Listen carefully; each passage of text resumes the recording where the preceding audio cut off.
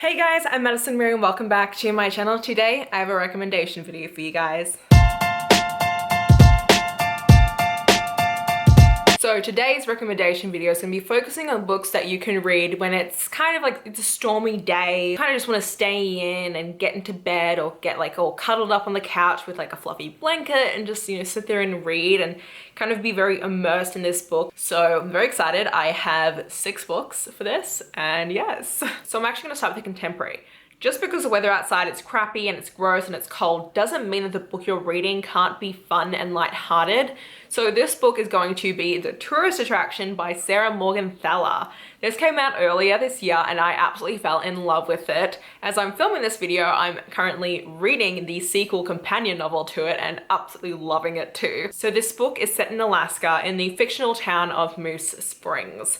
Now in Moose Springs, there is a clear divide between the locals and the tourists because every year the tourists come and they flock to this very renowned resort. So we followed Graham Barnett and he named his diner the Tourist Trap for shits and giggles. He was like, I'm gonna call it this, but like, he hates the tourist as much as any other local does. But the only problem is that it literally becomes a tourist trap and he hates that. So he's literally just this grumpy guy who owns a diner. He decides when he wants to open, he decides when he wants to close. He pretty much chooses, what food to give them, and people love just that ambiance that he creates. And then we're also following Zoe Cladwell, and she has dreamt her entire life of spending a vacation in Alaska, and she's finally saved up just enough money to spend 2 weeks in Moose Springs alongside her best friend. And when Zoe is taken to the tourist trap on her first night, she catches the attention of its grumpy owner. So despite Graham's no tourist romance rule and Zoe's broken heart, the two of them find out there's more than one way to warm up in the Alaskan wilderness. This is so much fun. I love it so much, and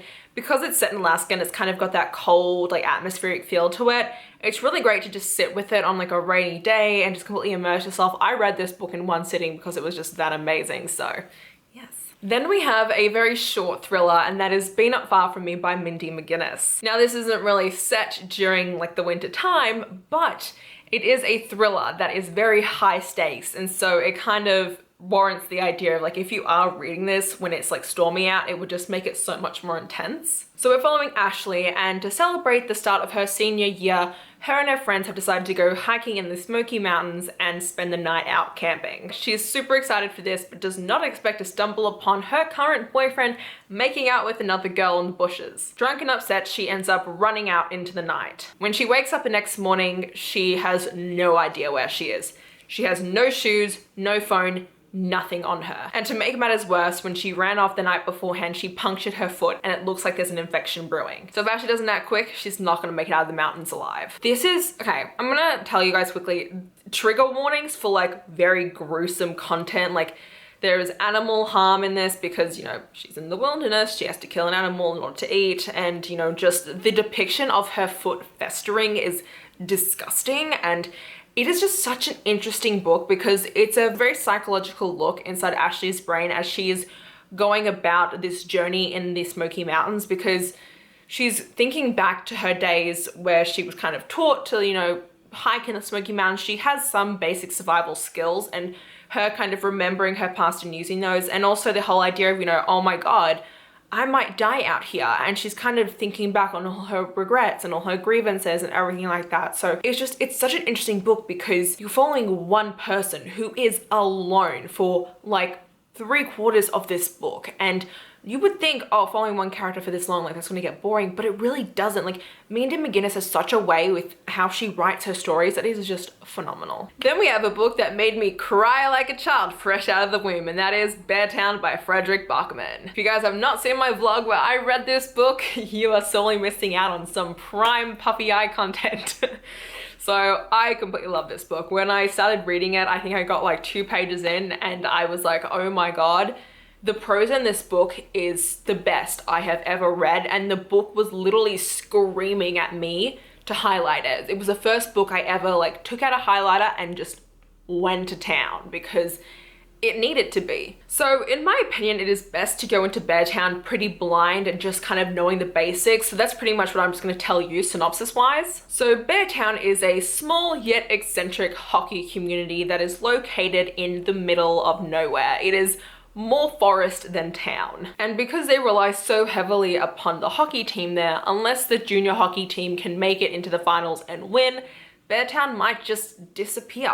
The question is, what happens when you put the weight of an entire town's survival on these young boys? And what happens when a tragic assault threatens to ruin all that the town survives on? So there are a lot of triggers in this book, especially when it comes to sexual assault and rape. That is a huge topic in this book, and it is the main reason why I was bawling my eyes out, was just because it was written with such a raw tone. I can honestly say that this is one of the most accurate depictions that I have read. It definitely really gets at the core of the pressure that the girl would feel, the pressure that she feels from everyone around her internally. The way that it was just dealt with is just so hard-hitting, and just the way that you read this book, you really feel like you are a part of this winter town. You feel like you are there and you understand kind of all these inner workings. You're kind of reading this book as like a fly on the wall, basically. And it's such an interesting look into just the development of this community, and you really feel like you become a part of it.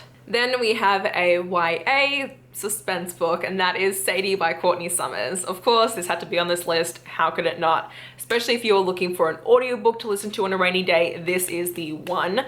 Best audiobook I've ever listened to, hands down. Well, the Poet X is pretty amazing, but you know, when it comes to a full cast, this is amazing. So after her mother left, Sadie took on the role of primary caregiver for her younger sister Mattie. But when Mattie is found sexually assaulted and dead, her entire life just falls apart. Because Sadie feels like she has nothing left, she ends up abandoning her town in search for her sister's killer. So that's one of the storylines we're following, and then concurrently we're following a podcast. So we're following Wes McCrae, and he is a radio personality, and he ends up hearing about Sadie's disappearance while at a gas station, and he decides that he is going to start a podcast kind of looking into her disappearance and finding out what happened. And so it's really interesting because you're following Sadie's timeline as she has run away and left her town without telling anyone what she's doing, and you're kind of seeing how she's going about tracking down her sister's killer and all the little clues she's finding. And then at the same time, you're following Wes McCrae as he's trying to find out what happened to Sadie. And so it's really cool to kind of see him trailing behind her as she's doing all these things and seeing all the repercussions that are coming out of it and all the different perspectives that these people have after meeting her, and kind of the whole experience overall. And so I really love this. It is what got me into listening to audiobooks. So if you were someone who hasn't tried audiobooks before and you want to, check this one out. Next, we have the only book that is actually part of a series, even though it is the only book in a series at the moment, and that is Ninth House by Leigh Bardugo. I had to put this on here because it is dark academia, and stormy weather, rainy days, screams dark academia. So we're following Galaxy Stern, or as she normally goes by, Alex. So Alex Stern does not belong at Yale. She's a high school dropout who spends more time high and intoxicated than living her life. But when she wakes up in a hospital room as the sole survivor of a triple homicide, she's offered the opportunity of a lifetime. Dean Sandow offers Alex a chance to get a full ride to Yale, and in return, she is to become a member of Leith House. Leith is the ninth house that protects and oversees the other 8 houses of the Vale.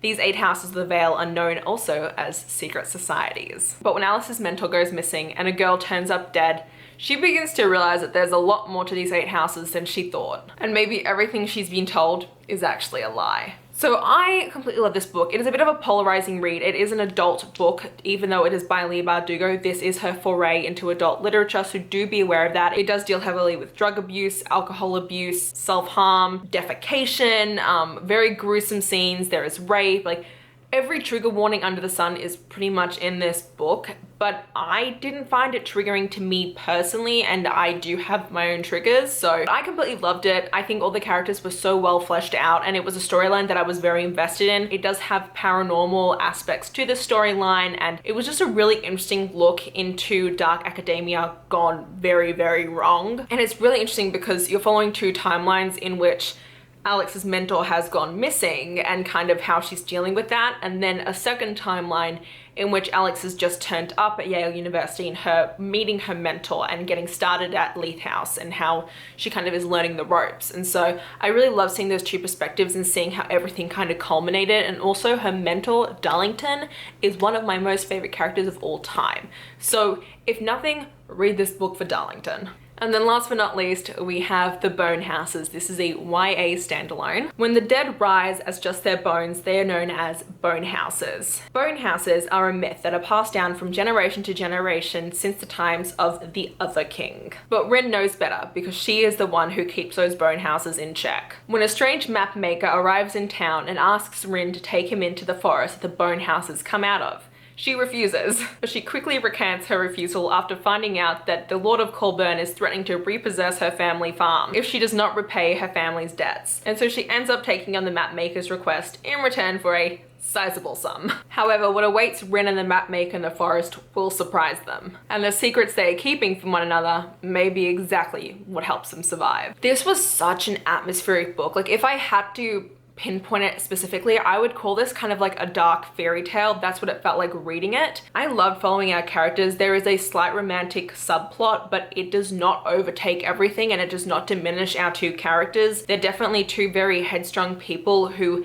had their own worries and their own responsibilities that they are trying to, you know, maintain and uphold. Just the way that this world was created was very interesting because it has a very specific magic system to it that ends up being a lot more complex than you would expect from a standalone, and I thought that it was very well crafted. So I really think this is a great book to read on a rainy night because it does have that very atmospheric feel to it when you're reading it, and it's a very quick read because it is, you know, a standalone, and I highly recommend you guys look into it. So yes, those are all the books that I would recommend you read on like a rainy day, stormy night kind of a situation. If you guys do agree with me, let me know down below in the comments, or if you have other books you think are perfect for that kind of weather, also let me know. If you guys did enjoy this video, please hit the like button down below. If you want to see more of me, please go to my channel, and until next time, thanks a bunch guys. Bye!